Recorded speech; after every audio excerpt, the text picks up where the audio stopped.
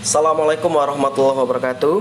Ananda yang Bapak banggakan, kali ini Bapak akan mencoba membuatkan ringkasan materi PPKN tentang hak dan kewajiban terhadap lingkungan. Sebelumnya kita pahami dulu apa itu lingkungan.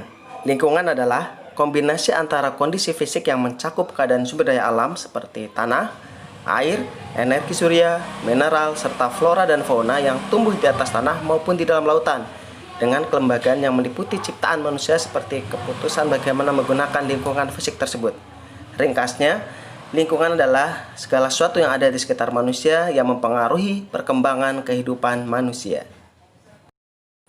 Pengertian hak adalah segala sesuatu yang harus didapatkan oleh setiap orang yang telah ada sejak lahir, bahkan sebelum lahir. Sedangkan kewajiban adalah sesuatu yang wajib dilaksanakan atau sesuatu hal yang harus dilaksanakan. Nah, apa saja hak kita terhadap lingkungan?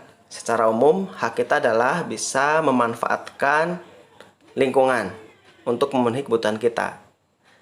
Kita juga berhak untuk menikmati lingkungan segar, memperoleh air sehat dan bersih yang disediakan oleh alam, memperoleh apa yang kita butuhkan ya untuk bertahan hidup, untuk kita makan dari tumbuhan, hewan, dan lainnya. Memperoleh lahan untuk tempat mendirikan berbagai prasarana dalam mendukung kehidupan manusia.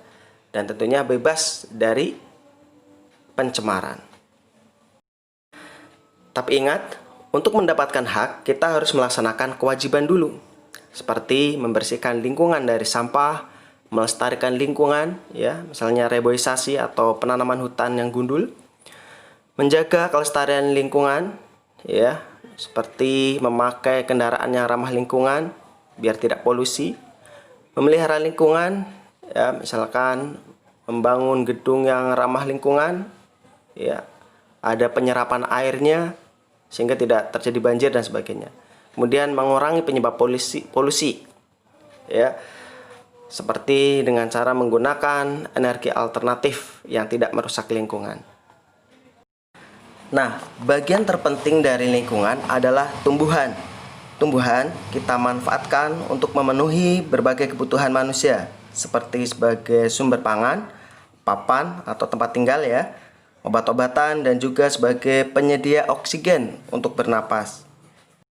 Maka kita punya kewajiban untuk tidak merusak tumbuhan, tidak menebang pohon sembarangan, menanam tumbuhan di sekitar lingkungan kita, merawat tanaman yang kita tanam, misalnya dengan menyiram dan memupuk secara teratur. Demikian juga terhadap hewan, kita punya kewajiban untuk tetap menjaganya, apalagi hewan yang terancam punah. Maka kita punya kewajiban yang pertama, tidak melakukan perburuan. Kedua, ikut melaksanakan penyuluhan tentang hewan yang terancam punah. Yang ketiga, bisa dilakukan oleh pemerintah, yaitu dengan membuat peraturan tentang hewan yang terancam punah. Kemudian yang keempat, ikut serta dalam menjaga tentang hewan yang terancam punah. Kelima, ikut serta dalam melestarikan tentang hewan yang terancam punah. Jadi bukan dikoleksi tapi ya. Kemudian, agar pemenuhan hak dan pelaksanaan kewajiban bisa berjalan seimbang, maka setiap orang hendaknya bersikap yang pertama, mendahulukan kewajiban daripada menuntut hak.